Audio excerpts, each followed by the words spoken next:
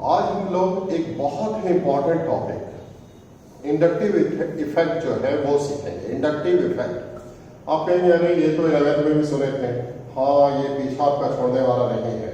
ये 11th का भी टॉपिक है और 12th का भी टॉपिक है इंडक्टिव इफेक्ट। 12th क्लास में भी आप देखेंगे क्या कि ऑर्गेनिक केमिस्ट्री जब तक आप पढ़ते रहेंगे हर चैप्टर में ये इंडक्टिव इफेक्ट आते ही रहता है। तो क्यों ना आज अच्छी तरह से इसको हम लोग कंप्लीट कर ही लें ताकि आगे ये कोई दिक्कत हम लोगों को ना पहुंचा सके। तो इंडक्टिव इफेक्ट ऑर्गेनिक केमिस्ट्री का बहुत ही इंपॉर्टेंट टॉपिक जो आपको सीखना ही पड़ेगा। क्या होता है इंडक्टिव इफेक्ट, अब इसके बारे में हम लोग समझेंगे। तो जानिए, यहां पर दिया गया कार्बन चेन, देखिए एक कार्बन चेन यहां पर दिया गया है और यहां हम लोग Cl एटम दे देते हैं।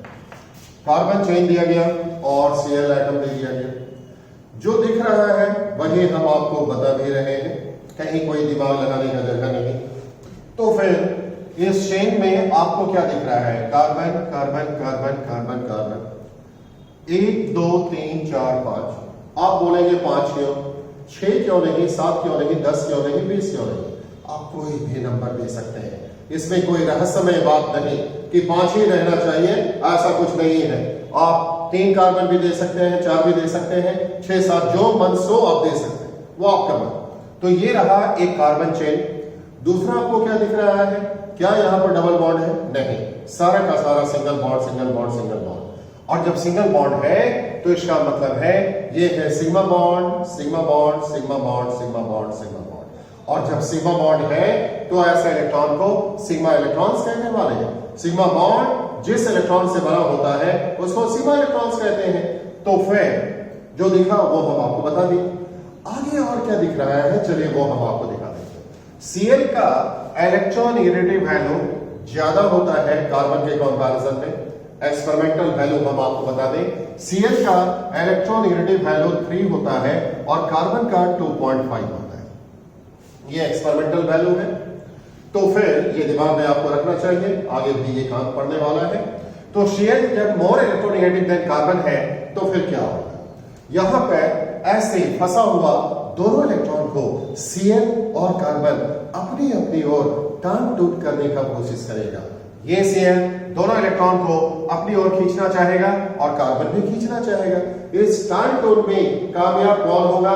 जिसके पास टानने का क्षमता ज्यादा होगा, जिसके पास इलेक्ट्रोनेगेटिव वैल्यू ज्यादा होगा। आपको बता चुके हैं Cl के पास इलेक्ट्रोनेगेटिव वैल्यू ज्यादा होता है, इसलिए Cl दोनों बॉन्डेड इलेक्ट्रॉन को हल्का सा अपनी ओर खींच लेता है। तो लीजिए, दोनों बॉन्डेड इलेक्ट्रॉन हल्का सा Cl की तरफ चला गया, जिसके कारण इसके ऊपर पार्शियल नेगेटिव चार्ज, हल्का सा नेगेटिव चार्ज और इसके ऊपर हल्का सा पॉजिटिव चार्ज हो जाएगा, जिसको हम लोग केमिस्ट्री की भाषा में कहते हैं partial negative charge, partial positive charge. अब यहां गौर कीजिए, दोनों इलेक्ट्रॉन को कार्बन और कार्बन अपनी अपनी ओर खींचने का कोशिश करेगा। जब ये कार्बन दोनों इलेक्ट्रॉन को अपनी अपनी ओर खींचने का कोशिश करेगा तो कोई खींच नहीं पाएगा। क्यों? क्योंकि दोनों का इलेक्ट्रोनेगेटिव वैल्यू सेम होता है। लेकिन सावधान, ध्यान रहे, यहां पर पॉजिटिव चार्ज भी आ चुका है, हल्का सा पॉजिटिव चार्ज भी आ चुका है। अब ये पॉजिटिव चार्ज और कार्बन दोनों मिलकर इस इलेक्ट्रॉन को अपनी ओर खींचेगा, जिसके कारण ये कार्बन जीत जाएगा, ये कार्बन हार जाएगा। और इस तरह दोनों बॉन्डेड इलेक्ट्रॉन जो है वो हल्का सा खिसक कर, हल्का सा स्लिप करके इस कार्बन की तरफ चला जाएगा। और इस तरह के मूवमेंट को ऐसे दिखा दिया गया। यहां पर प्लस डेल्टा डैश।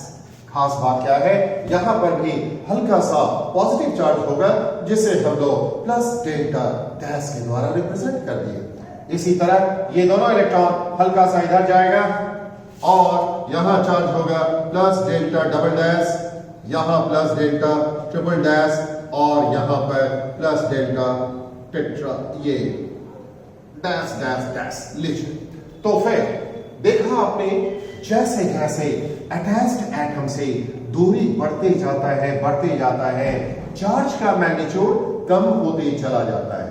यहाँ ज्यादा पॉजिटिव चार्ज, यहाँ थोड़ा कम, यहाँ और भी कम और भी कम और भी कम और भी कम। प्रैक्टिकली आफ्टर 3 कार्बन एटम्स, व्यवहारिक दृष्टिकोण से अगर हम लोग बात करें तो 3 कार्बन एटम के बाद इस चार्ज का मैग्नीट्यूड 0 हो जाता है, 0। इतना कम, 3 कार्बन के बाद इतना चार्ज का मान कम हो जाता है कि उसे हम लोग क्या लेते हैं, 0। तो आफ्टर 3 कार्बन एटम्स ये जो चार्ज का मैग्नीट्यूड है वो प्रैक्टिकली हम लोग क्या लेते हैं, 0। तो आपको क्या दिखा, जब किसी कार्बन चेन के साथ एक ऐसा एटम बॉन्डेड होता है जिसका इलेक्ट्रोनेगेटिव वैल्यू कार्बन से अलग होता है, डिफरेंट होता है, तब बॉन्डेड इलेक्ट्रॉन का परमानेंट डिस्प्लेसमेंट देखने को मिलता है। ऐसे परमानेंट डिस्प्लेसमेंट को ही आप इंडक्टिव इफेक्ट कहते हैं। जब हमने कहा कि ये परमानेंट डिस्प्लेसमेंट है तो इसका क्या मतलब हुआ, इसका मतलब ये हुआ कि जब बॉन्डेड इलेक्ट्रॉन इधर खिसक गया तो खिसक गया, वापस वो अपने जगह पर आने वाला नहीं। ऐसा नहीं कि ये जो खिसक गया है आधा घंटा के बाद, 1 घंटा के बाद वापस अपने पुराने जगह पर आएगा, ऐसा कभी होने वाला नहीं। इसीलिए इसको हम लोग परमानेंट डिस्प्लेसमेंट कहते हैं। फिर तो फाइनली क्या कहेंगे, एक बार फिर से सुन लीजिए। The permanent displacement of bonded electrons take place along carbon chain when an atom having different electronegative value than carbon is attached with carbon chain is known as inductive effect। इसी को just हम लोग inductive effect के नाम से पुकारेंगे। आपने यहां देखा जैसे जैसे अटैच्ड एटम से दूरी बढ़ती जाता है चार्ज का मैग्नीट्यूड कम होते चला जाता है and after 3 carbon atoms magnitude of charge becomes 0। 3 carbon atom के बाद जो है चार्ज का मैग्नीट्यूड जो है वो जस्ट 0 ले लिया जाता है। होता नहीं है बल्कि इतना कम हो जाता है कि उसे 0 मान लिया जाता है। अब यहां देखिए एक और कार्बन चेन हम आपको दिखाते हैं। यहां दिया गया कार्बन चेन और यहां पर हाइड्रोजन एटम दे दिया गया। बोलिए अब यहां पर आपको क्या दिखता है, जो दिखता है वही आपको कहना है, कुछ दिमाग लगाने का जगह नहीं।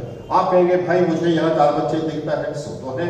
फिर आप कहेंगे इस कार्बन चेन के साथ एक ऐसा एटम बॉन्डेड है जिसका इलेक्ट्रोनेगेटिव वैल्यू कार्बन से अलग है। आपको बता दें हाइड्रोजन का इलेक्ट्रोनेगेटिव वैल्यू होता है 2.1 और कार्बन का होता है 2.5। लीजिए ये एक्सपेरिमेंटल वैल्यू दिमाग में रखिए। तो फिर यहां पर आपको क्या दिखा, कार्बन चेन के साथ एक ऐसा एटम बॉन्डेड है जिसका इलेक्ट्रोनेगेटिव वैल्यू कार्बन से अलग है। अलग होने का मतलब क्या है भाई, अलग जब हम लोग कहते हैं तो ज्यादा हो सकता है, कम भी हो सकता है। यहां आपको क्या दिख रहा है, कम है, कम। यहां क्या था, ज्यादा, लेकिन यहां क्या है, कम। तो ज्यादा हो या कम हो कोई फर्क नहीं पड़ता, डिफरेंट होना चाहिए, सो तो है। और अब देखिए यहां दोनों बॉन्डेड इलेक्ट्रॉन को ये कार्बन और ये हाइड्रोजन अपनी अपनी ओर टान टोन करने का कोशिश करेगा, और जब टान टोन करने का कोशिश करेगा तो इस टान टोन में कामयाब कौन होगा, वही जिसके पास टानने का क्षमता ज्यादा होगा।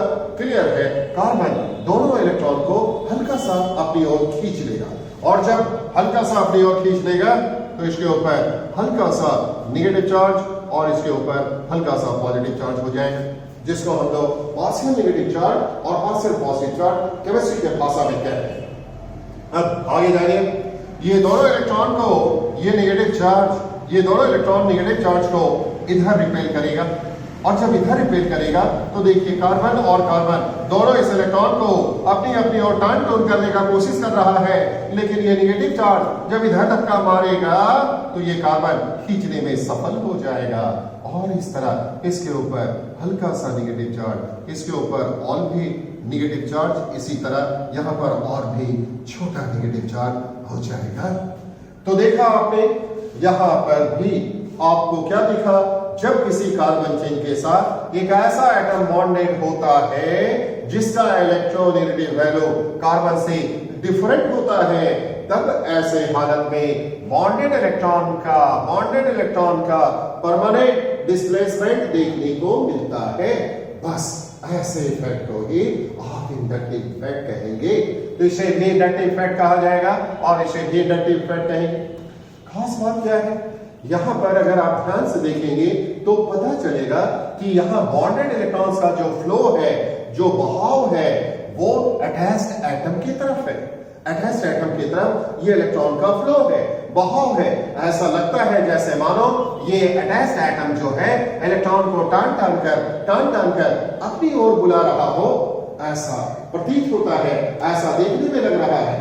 और यहां पर आपको क्या लग रहा है? यहां लगता है जैसे मानो ये बॉन्डेड इलेक्ट्रॉन्स इस बॉन्डेड एटम के अवे फ्लो दिखा रहा है। ये जो सटा हुआ एटम है, बॉन्डेड एटम है, इससे दूर जा रहा है, ऐसा आपको दिख रहा है। तो बस इसी आधार पर इंडक्टिव इफेक्ट को दो भागों में बांटा जाता है। यहां पर ऐसा लगता है जैसे मानो ये Cl इलेक्ट्रॉन को टान टान कर अपनी ओर बुला रहा है, इसीलिए इसको हम लोग कहेंगे electron withdrawing inductive effect. Electron withdrawing inductive effect इसको कहा जाएगा। और इसी को आप माइनस आई इंडक्टिव इफेक्ट भी कहते हैं। तो लीजिए, इसी को आप कहने वाले हैं माइनस आई इंडक्टिव इफेक्ट। ये जस्ट माइनस आई इंडक्टिव इफेक्ट हो जाएगा। इसी को माइनस आई इंडक्टिव इफेक्ट के नाम से पुकारेंगे। तो आपने सुना, जब इलेक्ट्रॉन का फ्लो बॉन्डेड इलेक्ट्रॉन्स की तरफ होता है, सटा हुआ एटम की तरफ जब बॉन्डेड इलेक्ट्रॉन्स का फ्लो होता है, तो फिर ऐसे प्रभाव को हम लोग इलेक्ट्रॉन विड्रॉइंग इंडक्टिव इफेक्ट कहते हैं, या फिर इसी को माइनस आई इंडक्टिव इफेक्ट कहा जाता है। और फिर यहां देखिए, यहां ऐसा लगता है, ये इस एग्जाम्पल पर थोड़ा ध्यान दीजिए, यहां ऐसा लगता है जैसे मानो ये जो H एटम है इलेक्ट्रॉन को धकेल धकेल के दूर भगा रहा हो। इलेक्ट्रॉन का जो फ्लो है वो अवे फ्रॉम बॉन्डेड एटम्स है, इसीलिए इसको हम लोग इलेक्ट्रॉन रिलीजिंग इंडक्टिव इफेक्ट कहेंगे। इसी को हम लोग प्लस आई इंडक्टिव इफेक्ट कहने वाले हैं। तो फिर लीजिए, दूसरा टाइप आपके पास आ चुका, इलेक्ट्रॉन रिलीजिंग इंडक्टिव इफेक्ट। लीजिए, इलेक्ट्रॉन रिलीजिंग इंडक्टिव इफेक्ट हो चुका, या इसी का दूसरा नाम होगा प्लस आई इंडक्टिव इफेक्ट। प्लस आई इंडक्टिव इफेक्ट इसका दूसरा नाम हो सकता है। तो आपने सीखा इंडक्टिव इफेक्ट कितने प्रकार का होता है? दो प्रकार का होता है, एक प्लस आई इंडक्टिव इफेक्ट और दूसरा माइनस आई इंडक्टिव इफेक्ट। यही था टाइप ऑफ इंडक्टिव इफेक्ट। उसके बाद अब हम लोग ये जान लें कि आखिर प्लस आई माइनस आई इंडक्टिव इफेक्ट का एग्जाम्पल क्या होगा। वो कौन कौन सा केमिकल स्पीसीज है जो माइनस आई इंडक्टिव इफेक्ट दिखा सकता है, और वो कौन सा केमिकल स्पीसीज है जो प्लस आई इंडक्टिव इफेक्ट दिखाता है। अब इसके बारे में हम लोग जानेंगे। तो यहां तक कॉपी में उतार दें आप लोग, क्योंकि इसे आपको लिखना भी होगा, बेहतर समझ में आता है। इसको वीडियो रिकॉर्डिंग को देखने के बाद, ये जो वीडियो आपके हाथ में है जो आप देख रहे हैं, इसको देखने के बाद, ध्यान से सुनने के बाद इसको अपने से आप लिखें, ज्यादा फायदा होगा आपको। मुझे लगता है कि ऐसे करने से आपको ज्यादा फायदा होगा। और उसके बाद कोई अगर दिक्कत हो तो फिर मुझे इन्फॉर्म कीजिएगा, हमारे कमेंट्स में आप लिख सकते हैं या फोन करके बता सकते हैं, जैसा भी आपका इच्छा हो। हर तरह का फैसिलिटी आपके लिए है। तो अब हम लोग जानना चाहेंगे कि वो कौन सा केमिकल स्पीसीज है जो माइनस आई इंडक्टिव इफेक्ट दिखाता है, और वो कौन सा केमिकल स्पीसीज है जो प्लस आई इंडक्टिव इफेक्ट दिखाता है। तो लीजिए, माइनस आई दिखाने वाले का एग्जाम्पल, माइनस आई इफेक्ट दिखाने वाले का एग्जाम्पल लीजिए। दिया गया NO2, उसके बाद दिया गया CN ग्रुप, उसके बाद दिया गया SO3H सल्फोनिक एसिड ग्रुप, उसके बाद दिया गया COOH ग्रुप, वही एसिड, उसके बाद X का मतलब आपको मालूम है ये हेलो ग्रुप है। X की जगह पर F हो सकता है, Cl हो सकता है, Br हो सकता है और I हो सकता है। लीजिए, X की जगह पर FCl, Br, I, FCl-Br में F के पास माइनस आई इफेक्ट देने का क्षमता सबसे ज्यादा, उससे थोड़ा कम Cl के पास, उससे थोड़ा कम Br के पास और उससे भी कम I के पास। इसके बाद होता है एल्कोक्सी ग्रुप, लीजिए एल्कोक्सी ग्रुप, उसके बाद OH ग्रुप और उसके बाद है आपका C6H5 जिसको फिनाइल ग्रुप कहा जाता है। तो ये है वो सारा केमिकल स्पीसीज जिसके द्वारा माइनस आई इफेक्ट दिखाया जाता है। इसे ध्यान से देख लें, बहुत बहुत इंपॉर्टेंट सीक्वेंस है ये, आगे पीछे नहीं होना चाहिए, इसी तरह से आपको दिमाग में सेट करना होगा। बहुत इंपॉर्टेंट सीक्वेंस, इस पर बहुत सारा आगे चलकर क्वेश्चन हम लोग बनाने वाले हैं। आप जब ऑर्गेनिक का प्रिपरेशन ऑफ कंपाउंड देखेंगे तो जो तीसरा चैप्टर है कार्बोक्सिलिक एसिड, वहां पर इसका जमकर उपयोग होता है, वहां बहुत सारे कॉन्सेप्चुअल क्वेश्चन को बनाने में इसका उपयोग होता है। तो ये सीक्वेंस आपके दिमाग में हमेशा रहना चाहिए, वेरी वेरी इंपॉर्टेंट सीक्वेंस। वैसे आज इसका एप्लीकेशन भी हम दिखाएंगे, लेकिन ये दिमाग में तो होना ही चाहिए। उसके बाद अब आपको यहां तक आप लिख चुके होंगे, तो लीजिए अब मिटाया जाता है नीचे। अब आगे का बात समझिए, वो केमिकल स्पीसीज जो प्लस आई इंडक्टिव इफेक्ट देता है। प्लस आई इंडक्टिव इफेक्ट, लीजिए प्लस आई इफेक्ट देने वाला केमिकल स्पीसीज का एग्जाम्पल क्या होगा ये हम लोग जानेंगे। तो इसका ज्यादा परेशान आपको नहीं करेंगे, इसका ज्यादा एग्जाम्पल नहीं होता। All alkyl groups, all alkyl groups, जितने भी अल्काइल ग्रुप्स होते हैं वो सारा का सारा इसका एग्जाम्पल हो जाएगा। ऑल अल्काइल ग्रुप्स, सारा का सारा अल्काइल ग्रुप्स जो है वो इसका एग्जाम्पल हो जाएगा।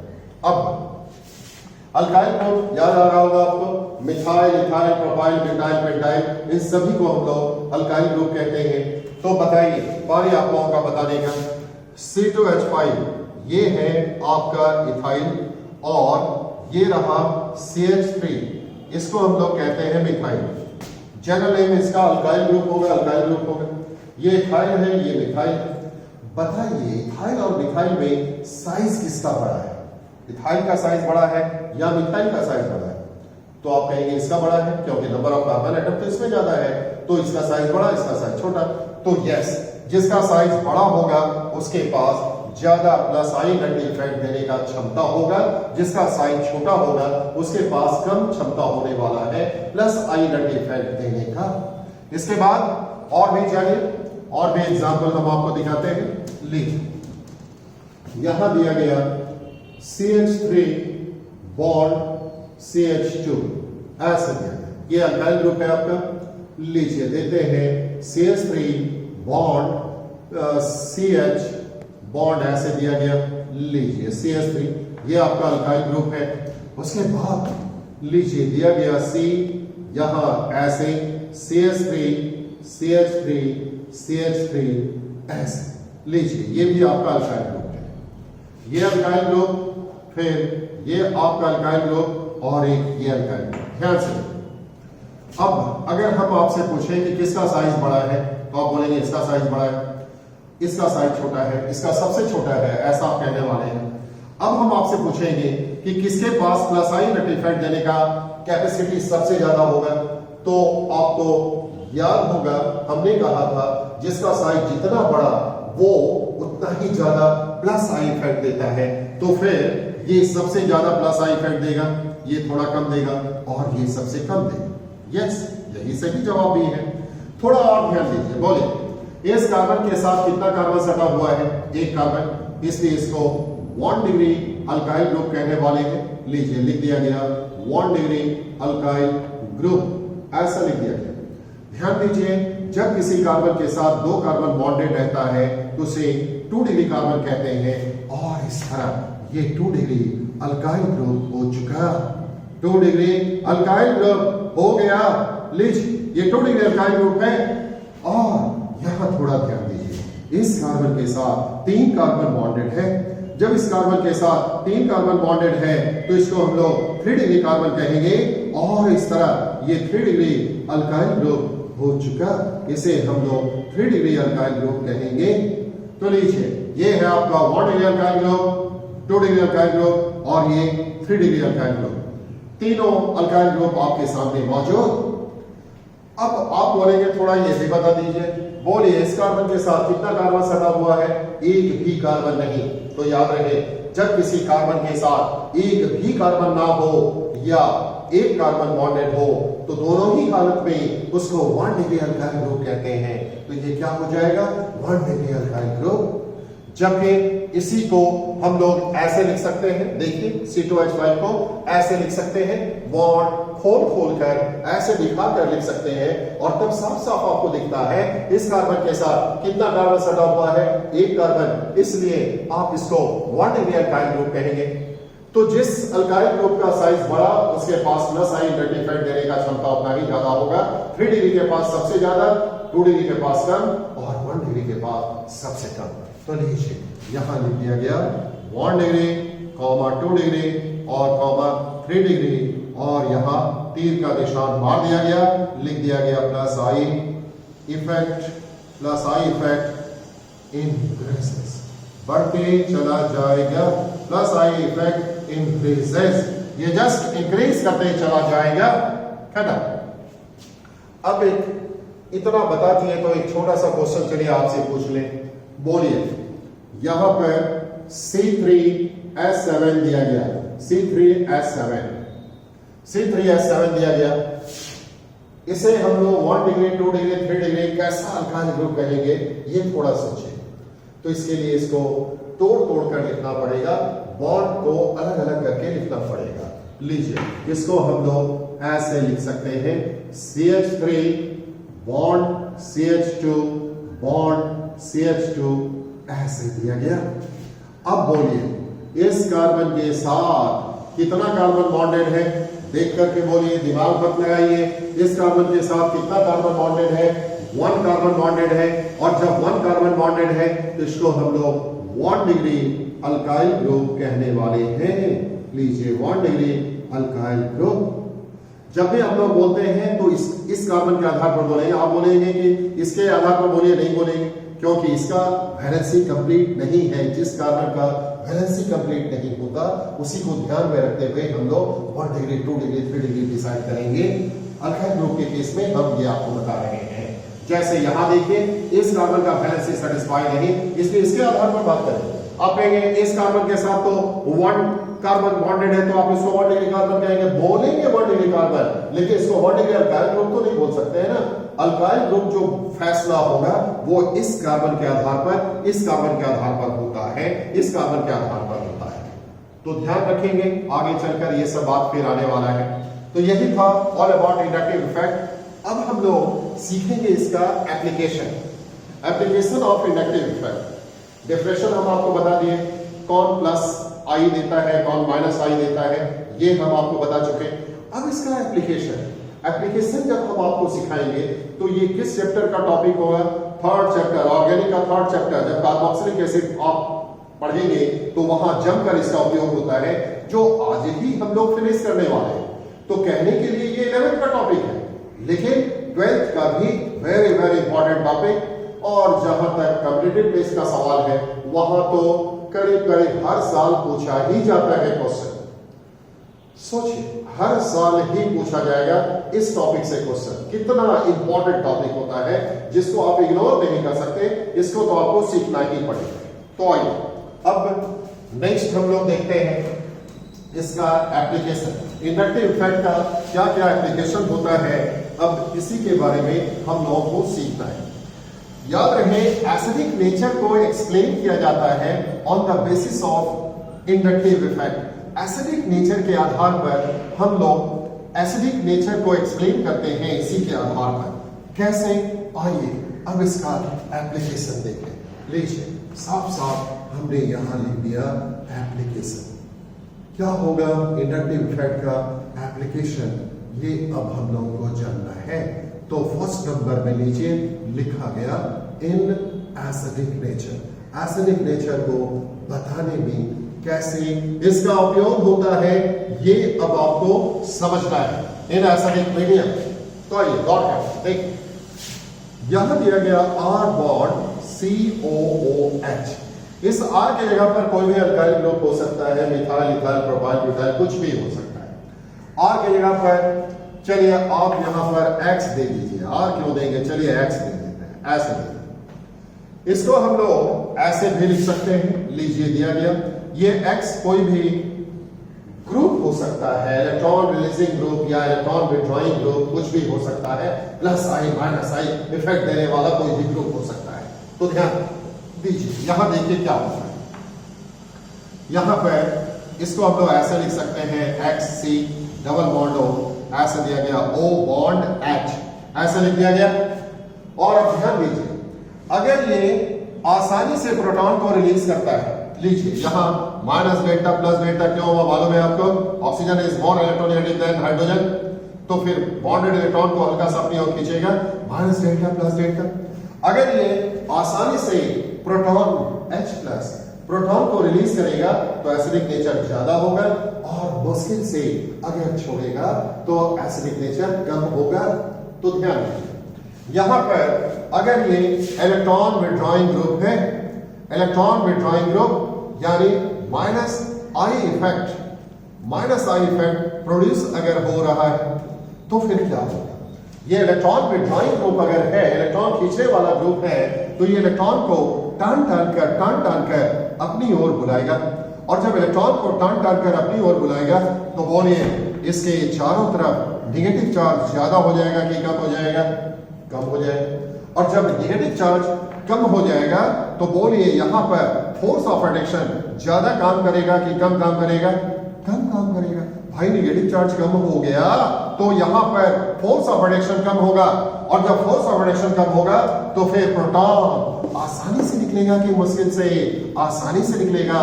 तो फिर यहां एसिडिक नेचर क्या हो गया, हायर, लीजिए एसिडिक नेचर ज्यादा हो गया, हायर हो गया। अब इसी तरह लीजिए सेकेंड केस पर थोड़ा गौर कीजिए, यहां पर Y bond C double bond O H ऐसे दिया गया, माइनस डेल्टा यहां पर प्लस डेल्टा। लीजिए ये है electron pushing group, electron releasing group, electron ढकेलने वाला ग्रुप। और जब ये इलेक्ट्रॉन ढकेलने वाला ग्रुप है, पुशिंग ग्रुप है, तो ये इलेक्ट्रॉन को ढकेल के ऑक्सीजन के नजदीक पहुंचाएगा, और जब ऑक्सीजन के नजदीक पहुंचाएगा, इलेक्ट्रॉन जब यहां पहुंचेगा तो नेगेटिव चार्ज इंटेंसिटी ज्यादा हो जाएगा, और जब नेगेटिव चार्ज इंटेंसिटी ज्यादा हो जाएगा तो नेगेटिव चार्ज और पॉजिटिव चार्ज के बीच फोर्स ऑफ अट्रैक्शन ज्यादा काम करेगा, और जब फोर्स ऑफ अट्रैक्शन ज्यादा काम करेगा तो बोलिए प्रोटॉन यहां से आसानी से निकलेगा कि मुश्किल से, और जब मुश्किल से निकलेगा तो बोलिए एसिडिक नेचर ज्यादा हो गया कि कम, कम। लीजिए एसिडिक नेचर जस्ट कम हो चुका। तो देखा आपने, बाय द वे यहां जब इलेक्ट्रॉन पुशिंग ग्रुप है तो इसको हम लोग कैसा इफेक्ट करेंगे, प्लस आई इफेक्ट। तो आपने क्या सीखा, अगर माइनस आई इफेक्ट प्रोड्यूस होता है तो एसिडिक नेचर ज्यादा होता है, और प्लस आई इफेक्ट जब प्रोड्यूस होता है तो एसिडिक नेचर कम हो जाता है। कैसे होता है वो जवाब हम आपको दे चुके हैं। इसी तरह लीजिए दूसरा एप्लीकेशन पर गौर कीजिए, दूसरा इन बेसिक नेचर में कैसे उपयोग होगा ये अब हम लोग समझ लें। लीजिए इन बेसिक नेचर थोड़ा बात करें, ध्यान दीजिए, ये रहा आपका एक, लीजिए इस तरह से ग्रुप देते हैं NH2। मालूम आपको जो पेयर ऑफ इलेक्ट्रॉन्स को डोनेट करता है उसके पास बेसिक नेचर होता है, और जो आसानी से पेयर ऑफ इलेक्ट्रॉन्स को डोनेट करेगा वो स्ट्रॉन्गर बेस कहा जाएगा। जो जितना आसानी से पेयर ऑफ इलेक्ट्रॉन्स को डोनेट करता है उसके पास बेसिक नेचर उतना ही ज्यादा, और जो मुश्किल से करेगा उसके पास बेसिक नेचर का। तो आप लीजिए यहां पर एक ग्रुप दे दिया गया X, ऐसा दे दिया, यहां पर 2 इलेक्ट्रॉन आपको दिख रहा है। कल्पना कीजिए ये जो ग्रुप है ये इलेक्ट्रॉन पुशिंग ग्रुप है, इलेक्ट्रॉन ढकेलने वाला ग्रुप है, यानी प्लस आई इफेक्ट देने वाला ग्रुप है। लीजिए तीर का निशान ऐसे बना दिया गया, मतलब इलेक्ट्रॉन को ढकेल के नाइट्रोजन के नजदीक पहुंचाया जा रहा है, प्लस आई इफेक्ट प्रोड्यूस हो रहा है, प्लस आई नेट इफेक्ट प्रोड्यूस हो रहा है। जब इलेक्ट्रॉन यहां पर पहुंचेगा तो अपने साथ नेगेटिव चार्ज लेकर पहुंचेगा, और वो नेगेटिव चार्ज ऐसे इलेक्ट्रॉनों पर रिपेल करेगा, रिपल्सिव फोर्स लगाएगा, भगाने वाला बल लगाएगा, और जब भगाने वाला बल लगाएगा तो ये धड़धड़ा के निकलेगा, आसानी से निकलेगा, और जब आसानी से निकलेगा तो बेसिक नेचर ज्यादा हो गया कि कम? ज्यादा हो गया। लीजिए बेसिक नेचर ज्यादा हो चुका है। तो आपने सुना, अगर प्लस आई नेगेटिव इफेक्ट प्रोड्यूस होता है तो donation of lone pair of electrons easily होता है, और जब इजिली होगा तो बेसिक नेचर इंक्रीज कर जाएगा। तो ये था 2 एप्लीकेशन। अब तीसरा एप्लीकेशन भी जानिए। यहां तक नोट कर लीजिए। अब इसको हम लोग मिटाने वाले हैं, ध्यान से इसको उतार लें, और अब हम लोग तीसरा इसका एप्लीकेशन जानेंगे। तीसरा एप्लीकेशन है इनस्टेबिलिटी। किसका स्टेबिलिटी ज्यादा होगा, किसका स्टेबिलिटी कम होगा, ये बताने में भी आपको इंडक्टिव इफेक्ट का उपयोग करना पड़ता है। तो लीजिए, थर्ड नंबर एप्लीकेशन हम आपको दिखाते हैं, इनस्टेबिलिटी। ऐसे दिया इनस्टेबिलिटी। स्टेबिलिटी में कैसे इंडक्टिव इफेक्ट का उपयोग होगा, ये अब आपको समझना है। तो लीजिए, यहां दिया गया CH3 CH2 प्लस देते हैं, फिर यहां लीजिए CH3 CH बॉन्ड CH3, और यहां पर प्लस दिया गया, और एक लास्ट लीजिए, इस तरह से दिया गया CH3 CH3 CH3, और यहां प्लस दिया गया। ध्यान दीजिए, जब कार्बन के ऊपर पॉजिटिव चार्ज होता है तो उसे हम लोग कार्बोकैटायन कहते हैं। कार्बन के ऊपर पॉजिटिव चार्ज है, बड़े आराम से इसको हम लोग क्या बोलेंगे? कार्बोकैटायन। ये कार्बोकैटायन कहलाएगा। तो फिर ये है आपका कार्बोकैटायन। इसी तरह लीजिए, ये भी आपका कार्बोकैटायन है, कार्बोकैटायन, और इसी तरह ये भी है आपका कार्बोकैटायन। ये रहा कार्बोकैटायन, ये तीनों आपका कार्बोकैटायन है। अब थोड़ा ध्यान दीजिए, इस कार्बन के साथ कितना कार्बन सटा हुआ है? एक। जो दिख रहा है वही आपको कहना है, इसलिए इसको 1 डिग्री कार्बन कहेंगे।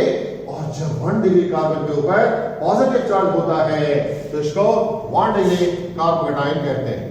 यहां पर देखिए, इस कार्बन के साथ 2 कार्बन बॉन्डेड हैं, इसलिए इसको 2 डिग्री कार्बन कहेंगे, और इसके ऊपर जो पॉजिटिव चार्ज है तो फिर इसे 2 डिग्री कार्बोकैटायन, और इसी तरह इसको 3 डिग्री कार्बोकैटायन कहा जाएगा। अब थोड़ा ध्यान दीजिए, आपको केमिस्ट्री का एक रूल बता दें, जैसे 2 + 2 4 होता है हमेशा, उसी तरह का केमिस्ट्री का एक रूल हम आपको बता दें, जिसके ऊपर जितना ज्यादा पॉजिटिव चार्ज होता है या जितना ज्यादा नेगेटिव चार्ज होता है वो उतना ही ज्यादा अनस्टेबल होता है। तो फिर आइए अब हम लोग देखते हैं इन तीनों में कौन ज्यादा स्टेबल होगा। आप कहेंगे कि अरे यहां तो पॉजिटिव +1 दिखता है, सभी जगह तो चार्ज सेम दिखता है, तब तो तीनों का स्टेबिलिटी सेम ही हो जाएगा। ऐसा नहीं है, ध्यान दीजिए। आइए कैसे ऐसा नहीं वो हम आपको बता दें। देखिए, 3 डिग्री कार्बोकैटायन में ये आपका इलेक्ट्रॉन रिलीजिंग ग्रुप, जिसको हम लोग प्लस आयन इफेक्ट देने वाला ग्रुप कहते हैं, इलेक्ट्रॉन रिलीजिंग ग्रुप। ये इलेक्ट्रॉन को ढकेल के कार्बन के नजदीक पहुंचाएगा, और जब इलेक्ट्रॉन को ढकेल के कार्बन के नजदीक पहुंचाएगा तो बोलिए ये इलेक्ट्रॉन अपने साथ नेगेटिव चार्ज लेकर जाएगा, और जब इलेक्ट्रॉन अपने साथ नेगेटिव चार्ज लेकर जाएगा तो इस पॉजिटिव चार्ज को ज्यादा कर देगा कि कम कर देगा? कम कर देगा। अब यहां लीजिए, यहां इलेक्ट्रॉन पुशिंग ग्रुप सिर्फ 2 है, ये और ये सिर्फ 2 इलेक्ट्रॉन पुशिंग ग्रुप है, और जब 2 ही इलेक्ट्रॉन पुशिंग ग्रुप है तो यहां पर भी पॉजिटिव चार्ज कम होगा, लेकिन इसके रिस्पेक्ट में थोड़ा कम होगा।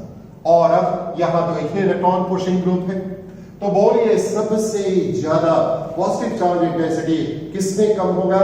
इसमें कम होगा, यानी यहां पर पॉजिटिव चार्ज आपको बहुत कम देखने को मिलेगा, और जब बहुत कम देखने को मिलेगा तो बोलिए सबसे ज्यादा स्टेबल कौन होगा? 3 डिग्री कार्बोकैटायन, उससे थोड़ा कम 2 डिग्री कार्बोकैटायन, और सबसे कम स्टेबल कौन होगा?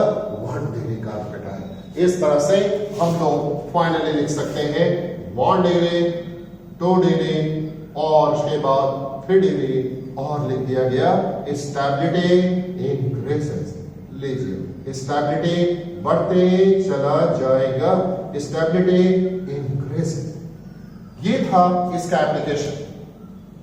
अब हम लोग कुछ क्वेश्चंस देखेंगे जिसमें हम लोग ये पता करेंगे कि किसके पास एसिडिक नेचर ज्यादा है, किसके पास कम है, ये अब हम लोग जानना चाहेंगे। तो जिसे एप्लीकेशन ऑफ इंडक्टिव इफेक्ट भी कहा जाएगा। अब जो क्वेश्चन हम लोग देखने जा रहे हैं वो किसी भी कॉम्पिटिटिव टेस्ट में पूछा जाता है, साथ ही साथ पूछा जाता है बोर्ड एग्जाम में, पूछा जाता है 11th के एग्जाम में, हर जगह पूछा जाता है। तो आइए ऐसे क्वेश्चन का थोड़ा चेहरा भी देख लें कि कौन सा क्वेश्चन इंडक्टिव इफेक्ट के आधार पर पूछा जाने वाला है। अब 1 बाय 1 करके हम लोग क्वेश्चन सीखने वाले हैं। तो लीजिए यहां पर क्वेश्चन नंबर 1 लिखा गया, आप लोग भी कॉपी में लिख लें। यहां दिया गया है 1 में HCOOH, ये मेथनोइक एसिड। लीजिए दिया गया CH3COOH एसिटिक एसिड, और यहां दिया गया C2H5COOH, इसको प्रोपेनोइक एसिड हम लोग बोलेंगे। अब आपसे पूछा जाएगा कि बता किसके पास एसिडिक नेचर ज्यादा है, किसके पास कम है, ऐसा आपसे पूछा जाएगा। चलिए सुविधा के ख्याल से इसको हम लोग 1 बोलते हैं, इसको 2 नंबर दे दिए और इसको 3 नंबर दे दिए। बोलिए यहां पर इलेक्ट्रॉन रिलीजिंग ग्रुप है, हाँ है। एसिडिक नेचर ज्यादा हो जाएगा कि कम हो जाएगा? कम हो जाएगा।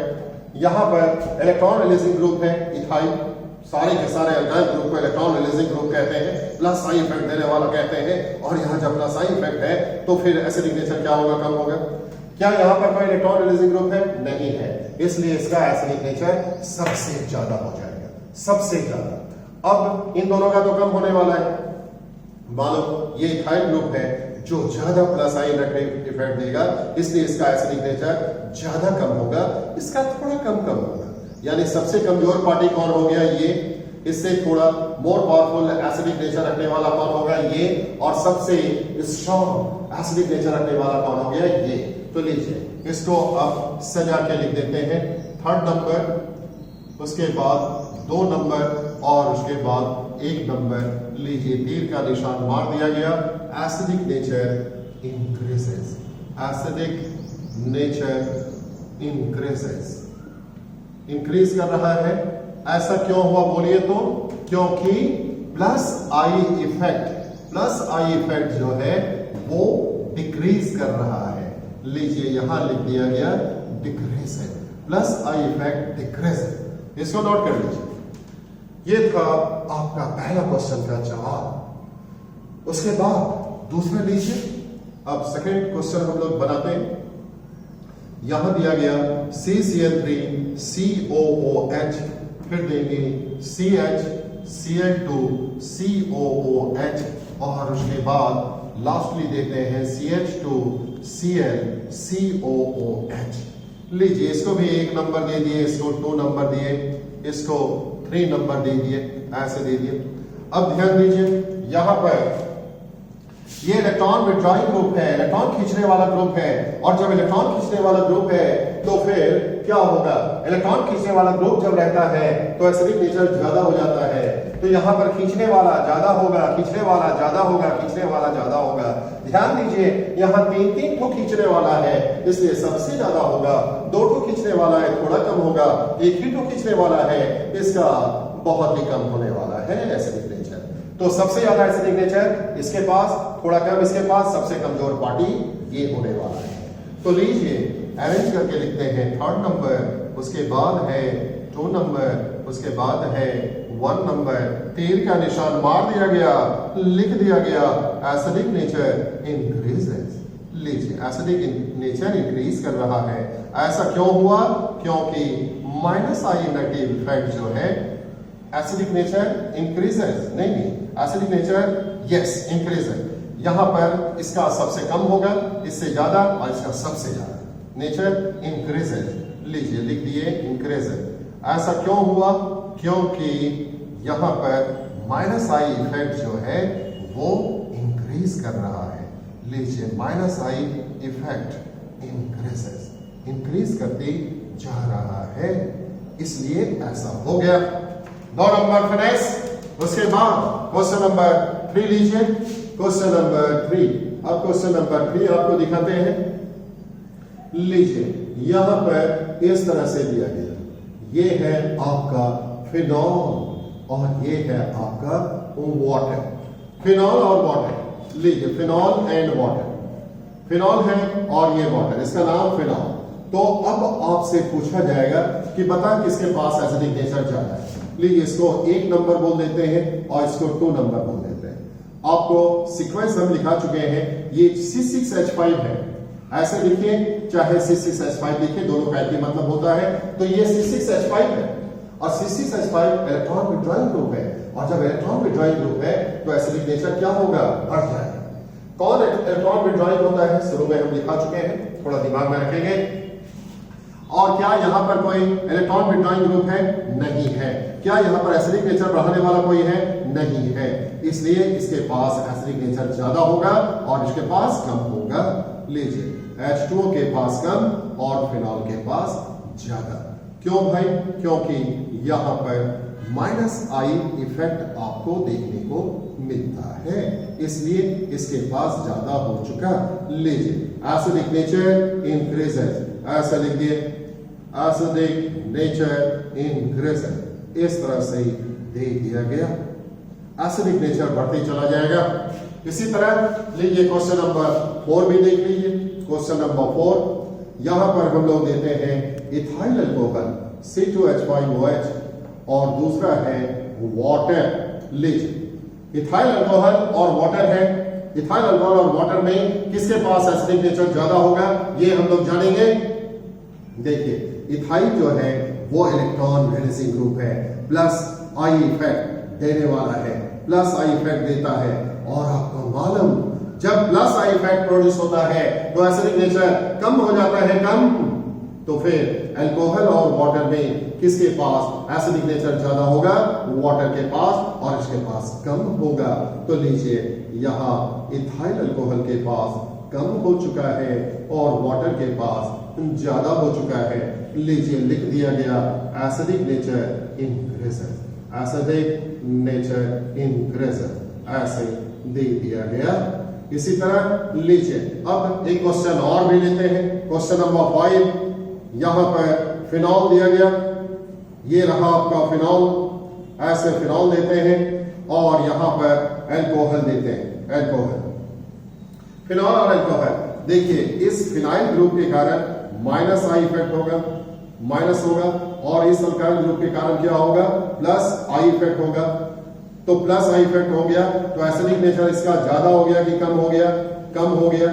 लीजिए एसिडिक कम हो चुका और यहां माइनस आई इफेक्ट है तो एसिडिक क्या हो जाएगा, बोलिए, ज्यादा, एसिडिक नेचर ज्यादा। लीजिए ज्यादा, अपवर्ड एरो दिए मतलब ज्यादा, और यहां पर कम।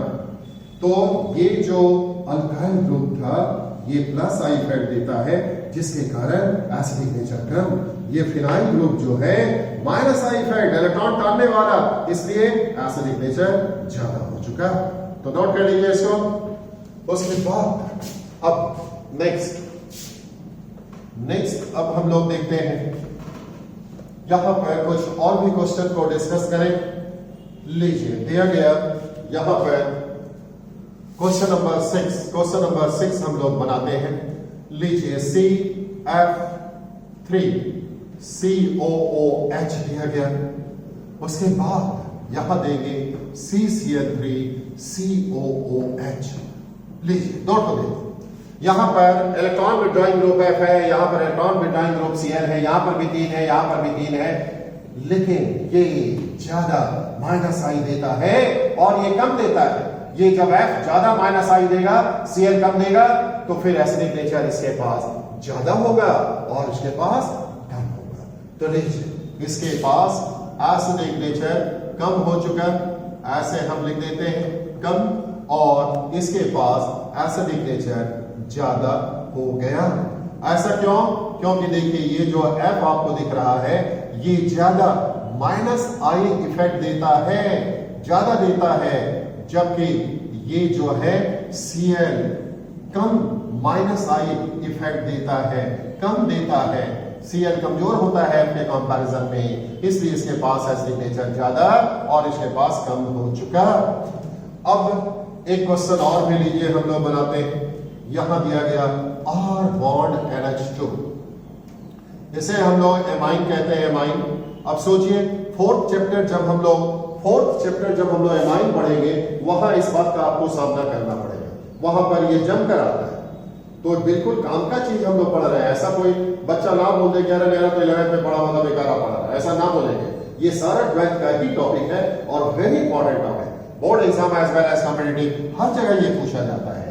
और अब लीजिए यहां पर NH3 दिया गया, ध्यान दीजिए यहां पर इलेक्ट्रॉन पुशिंग ग्रुप है, इलेक्ट्रॉन रिलीजिंग ग्रुप है। ये इलेक्ट्रॉन को ढकेल के जब यहां पहुंचाएगा तो इस पर हाई रिपल्सिव फोर्स काम करेगा और ये आसानी से निकलेगा, जबकि यहां कोई ढकेलने वाला नहीं। इसलिए इसके पास क्या हो जाएगा, बेसिक नेचर ज्यादा हो जाएगा। लीजिए बेसिक नेचर ज्यादा हो गया और यहां पर बेसिक नेचर कम हो गया। याद रहे नीचे वाला तीर का मतलब कम हो गया, ऐसा हम समझेंगे। और अब ऐसा क्यों हुआ, बेसिक नेचर क्यों हुआ, क्योंकि यहां प्लस आई इफेक्ट प्रोड्यूस हो रहा है, इसलिए ऐसा हो गया। अब एक लास्ट क्वेश्चन नंबर 8 हम लोग देख लें, उसके बाद इस टॉपिक को फिनिश किया जाएगा। तो लीजिए क्वेश्चन नंबर 8 के बारे में जानिए। यहां क्वेश्चन नंबर 8 में दिया गया ऐसे, ये रहा आपका एनिलीन। लीजिए बेंजीन के ऊपर में जब NH2 बॉन्डेड रहता है, इसी को हम लोग एनिलीन कहते हैं। ये आपका एनिलीन है। और अब ये रहा R बॉन्ड NH2, इसको हम लोग एमाइन कहते हैं, एमाइन। लीजिए ये आपका एमाइन हो गया। इनफैक्ट इसको हम लोग एरोमेटिक एमाइन कहते हैं। लीजिए एरोमेटिक बेंजीन रिंग है, इसलिए इसको एरोमेटिक एमाइन हम लोग कहेंगे, एरोमेटिक एमाइन। और इसे हम लोग एलिफेटिक एमाइन कहते हैं, एलिफेटिक एमाइन, इसको एलिफेटिक एमाइन हम लोग कहने वाले हैं। लीजिए एलिफेटिक एमाइन। अब आपसे पूछा जाएगा कि किसके पास ज्यादा बेसिक नेचर होगा। आपको मालूम ये इलेक्ट्रॉन पुशिंग ग्रुप है, ये इलेक्ट्रॉन रिलीजिंग ग्रुप है। और जब इलेक्ट्रॉन रिलीजिंग ग्रुप है तो फिर यहां पर कौन सा इफेक्ट हो रहा है, प्लस इंडक्टिव इफेक्ट, प्लस आई इंडक्टिव इफेक्ट हो रहा है। लीजिए प्लस आई इंडक्टिव इफेक्ट। और आपको मालूम ये इलेक्ट्रॉन विड्रॉइंग ग्रुप है, इलेक्ट्रॉन खींचने वाला ग्रुप है। सोचिए ये इलेक्ट्रॉन को ढकेल के यहां जब पहुंचाएगा तो हाई रिपल्सिव फोर्स काम करेगा, धड़धड़ा के इलेक्ट्रॉन निकलेगा, आसानी से निकलेगा, बहुत ही आसानी से। तो इसके पास बेसिक नेचर ज्यादा हो गया। और यहां पर तो इलेक्ट्रॉन खींचने वाला ग्रुप है, ये इसको निकालने में मदद नहीं कर रहा है बल्कि उल्टे टान रहा है। तो ये बड़ी मुश्किल से इलेक्ट्रॉन को दे पाएगा, और जब मुश्किल से दे पाएगा तो बेसिक नेचर कम हो गया। टानने वाला ग्रुप है ये फिनाइल ग्रुप टानने वाला ग्रुप है, यानी यहां पर माइनस आई इफेक्ट प्रोड्यूस हो रहा है। लीजिए माइनस आई इफेक्ट। और जब ये टानने वाला है तो यहां बेसिक नेचर कम हो चुका। लीजिए कम दे दिए और यहां बेसिक नेचर ज्यादा हो गया। लीजिए ऐसे तीर का निशान अपवर्ड डायरेक्शन में जब तीर देंगे तो आप क्या समझेंगे, ज्यादा हो गया, और नीचे मारेंगे तो कम हो गया, ऐसा आप समझिएगा। तो ये था all about inductive effect. Minus I effect कौन कौन देता है वो सीक्वेंस हम आपको लिखा चुके हैं, और वो सीक्वेंस आप लोग थोड़ा देख लीजिए। इस तरह का लिखा हुआ है, NO2 सबसे ज्यादा माइनस आई देगा, उसके बाद CN, उसके बाद SO3H, उसके बाद COOH, उसके बाद X के यहाँ पर क्या क्या होता है मालूम है आपको, FCl-BrI, उसके बाद एल्कोक्सी ग्रुप, OH ग्रुप, और लास्ट में आता है C6H5। शायद यहाँ पर साइन जो है थोड़ा उल्टा हो गया है, उसको देखिएगा, सुधार लीजिएगा। तो C6H5 इसके पास आई इफेक्ट सबसे कम होगा, माइनस आई इफेक्ट, और ये सबसे ज्यादा देगा। तो ये सीक्वेंस जो पहले लिखा चुके हैं, फिर से एक बार देख लीजिए। ये सारा का सारा माइनस आई इफेक्ट देने वाला केमिकल स्पेसीज, ये आपको ख्याल रखना चाहिए। इसका उपयोग कैसे होता है अभी अभी हम आपको बता चुके हैं। तो यही था इंडक्टिव इफेक्ट पर बेस्ड क्वेश्चन। आगे जब हम लोग लेसन में पहुंचेंगे जैसे चैप्टर नंबर 4 में या 3rd में जब पहुंचेंगे, 2 में पहुंचेंगे, तो कुछ एक्स्ट्रा केस भी हम लोग डिस्कस करेंगे। लेकिन इतना अगर आप इंफॉर्मेशन रखते हैं तो फिर आपको कोई दिक्कत होने वाला नहीं। बस आज इतना ही, इसको बढ़िया से तैयार